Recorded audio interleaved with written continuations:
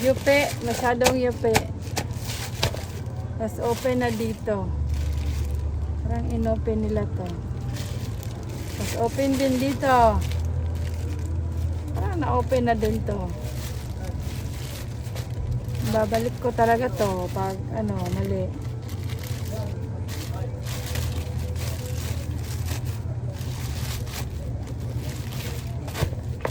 Pangit naman ang packaging.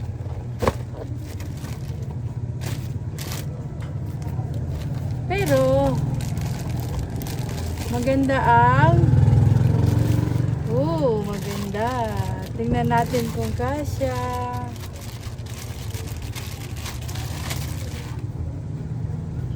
Lala. Size 38. Try natin.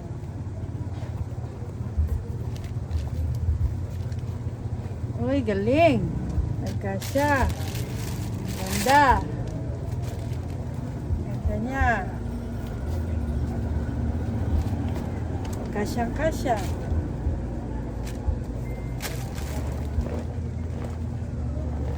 Tapos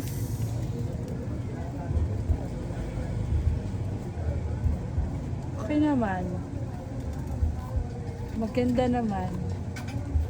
Tibay. Medyo ang tibay niya mukhang 10, I mean 8/10 or maybe I'll give 7/10. Hindi siya ganong matibay. This is worth 334. Maganda. Okay naman, maganda. Yung isa dito, hindi masyadong matibay. Dito din, parang ano lang. Well, 7/10. Tapos, yung packaging niya, yupi. Hindi maganda ang pagkapack niya. Doon nilagay naman siya dito.